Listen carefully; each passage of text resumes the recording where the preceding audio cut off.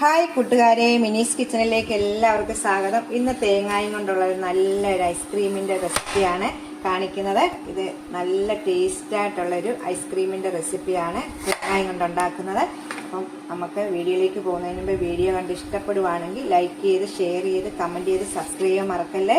അപ്പോൾ എല്ലാവരും വീഡിയോ കണ്ട് സപ്പോർട്ട് ചെയ്യും. ഈ ചൂട് സമയത്ത് ഇങ്ങനെയൊക്കെ ഐസ്ക്രീം ഉണ്ടാക്കിയത് ഒരു വെറൈറ്റി ഐസ്ക്രീമാണ്. തേങ്ങായും പാലും കൊണ്ട് നല്ല ടേസ്റ്റ് ആയിട്ടുള്ളൊരു ഐസ്ക്രീമാണ് കേട്ടോ.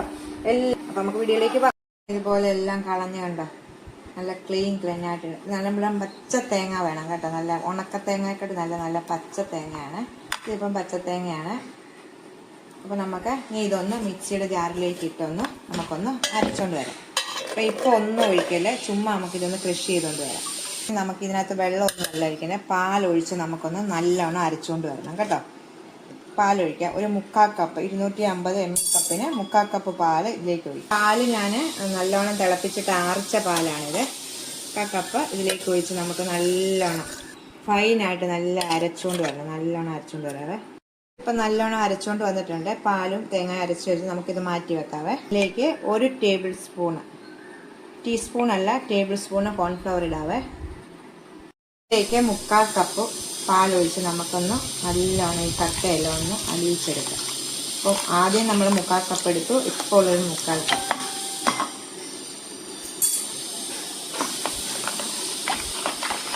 നമ്മൾ 3/4 കപ്പ് പാലിനകത്ത് ആ കോൺഫ്ലവർ മാറ്റി വെച്ച് അലിയിപ്പിച്ച് ഇനി ഒരു പാൻ അടുപ്പിലോട്ട് വെച്ച് ഇതിലേക്ക് നമുക്ക് 1 കപ്പ് പാലാണ്.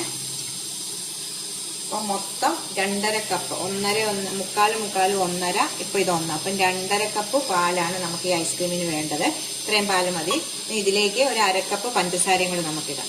പാല് നല്ലോണം ചൂടാകുമ്പോഴാണ് ഈ പഞ്ചസാര ഇടേണ്ടത്. 1/2 കപ്പ് പഞ്ചസാര ഇതിലേക്കിട്ട് പഞ്ചസാരയും പാല് നല്ലോണം അലിഞ്ഞ് തിളച്ച് വരുന്ന ഈ തിളയായിട്ട് ഇങ്ങനെ പൊങ്ങുന്ന സമയമാണ് നമ്മൾ കോൺഫ്ലവർ കലക്കി വെച്ചിരിക്കുന്ന പാലിന്റെ മിക്സ് കൂടി ഇതിലേക്ക് ചേർക്കണം.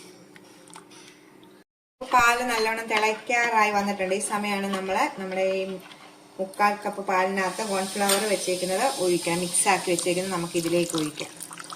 കുറേശ്ശെ ഒഴിച്ച് ഇളക്കാം. എന്നിട്ട് പിന്നെ നമ്മൾ കൈയെടുക്കാതെ എടുക്കണം. പെട്ടെന്ന് തന്നെ ഇതാവുകയെ. കോൺഫ്ലവർ ഇട്ടേക്കുന്നതുകൊണ്ട് പെട്ടെന്ന് തന്നെ ആവും. അപ്പം നമ്മൾ കൈയെടുക്കാതെ നല്ലോണം ഇളക്കിക്കൊണ്ടിരിക്കുക. കണ്ട, നല്ലോണം കുറുകി, ഒത്തിരി അങ്ങോട്ട് കുറുകണ്ട. ഇത് ആറണം. നല്ലോണം ആറിയ ശേഷമാണ് നമ്മളിത് ആ തേങ്ങയുടെ മിക്സിലേക്ക് ഇട്ട് അരച്ചെടുക്കുന്നത്. അപ്പൊ നമുക്ക് ഇത് ഇരിക്കുമ്പോൾ ഒന്നുകൂടെ കുറുകും. ഇത് ഇപ്പൊ ഈ പരുവം മതി. നമുക്ക് തീ ഓഫ് ചെയ്യാം. ഇത് കണ്ടോ, നമുക്ക് ഇനി ഇപ്പം തീ ഓഫ് ചെയ്തിട്ട് ഇത് നല്ലോണം ആറാൻ വേണ്ടി വെയിറ്റ് ചെയ്യാവേ. നമ്മുടെ മിക്സ് നല്ലോണം ആറിയിട്ടുണ്ട്. ഈ പരുവമാണ്. ഇനി നമുക്കിത് നല്ലോണം ആറണം കേട്ടോ. നമ്മുടെ തേങ്ങായും പാലും അരച്ചു വെച്ചിരിക്കുന്ന മിക്സിലേക്ക് ഒന്ന് ഒഴിച്ചിട്ട് നമുക്കിതൊന്ന് നല്ലോണം ഒന്നുകൂടെ എല്ലാം കൂടെ ഒന്ന് കറക്കിക്കൊണ്ട് വരാവേ. ഇത്രയേ ഉള്ളൂ, നമ്മുടെ ഐസ്ക്രീം റെഡി ആയിട്ടുണ്ട്. നല്ല ടേസ്റ്റായി ഐസ്ക്രീമിന് കേട്ടോ. തേങ്ങായും കൊണ്ടാണ് കേട്ടോ. ഈ പരുവാണ്. ഇനി നമ്മളിത് ഒരു പാത്രത്തിലേക്ക് വെച്ചിട്ട് നമ്മൾ സെറ്റാകായിട്ട് നമ്മൾ പിറ്റേ ദിവസം രാത്രിയിൽ ഉണ്ടാക്കി വെച്ച് രാവിലെ ഉപയോഗിക്കാനാണ് നല്ലത്. അല്ലെങ്കിൽ ഒരു 5-8 മണിക്കൂർ നേരം വെച്ചിട്ട് കട്ടയാക്കി നമുക്ക് പോയി. ഞാനിപ്പോൾ ഇതുപോലത്തെ ഒരു പാത്രത്തിലാണ് സെറ്റ് ചെയ്യുന്നത്. നമുക്കിതിങ്ങനെ ഒഴിക്കാം. മൊത്തം ഒഴിച്ചിട്ടുണ്ട് കണ്ടോ. അപ്പം ഇത് നല്ല ചൂടൊന്നുമില്ല. നമ്മൾ ചൂടാറിയ ശേഷമാണല്ലോ മിക്സിയിലിട്ട് അരച്ച് ചേർത്ത്. നമുക്ക് ഇതിനകത്ത് മിക്സിയുടെ ജാറിനകത്തുള്ള എല്ലാം ഇതിനകത്തോട്ട് നമുക്കൊന്ന് ഒഴിക്കാം. കണ്ടോ, നമ്മൾ ഒഴിച്ചു. ഇനി നമുക്ക് ഇതുപോലത്തെ ഒരു അലൂമിനിയം പേപ്പറും കൊണ്ട് നമുക്കിതിനെ മൂടി ഫ്രിഡ്ജിനകത്ത് വെക്കാം. വെച്ച ശേഷം ഇല്ലെങ്കിൽ ഇതിൻ്റെ അടപ്പുണ്ട്. ഞാനിപ്പോൾ ഇതിങ്ങനെ കാണിക്കുന്നത്. ഇതാകുമ്പോൾ അങ്ങനെ സെറ്റായിട്ടിരിക്കും. നമുക്ക് ഒരു 5-8 മണിക്കൂർ കഴിയുമ്പോൾ ഇത് എടുക്കാം. 5-6 മണിക്കൂർ കഴിഞ്ഞ് നമ്മൾ എടുത്തിട്ട് നിങ്ങളെ കാണിക്കാം. ഐസ്ക്രീം റെഡി ആയിട്ടുണ്ട്. ഞാൻ 6 മണിക്കൂർ കഴിഞ്ഞ് എടുത്തതാണ് കേട്ടോ. കണ്ടോ, കട്ടയായിട്ടൊരു കോട്ടൊന്നുമില്ല. ഇനി ഇതെടുക്കണമല്ലോ.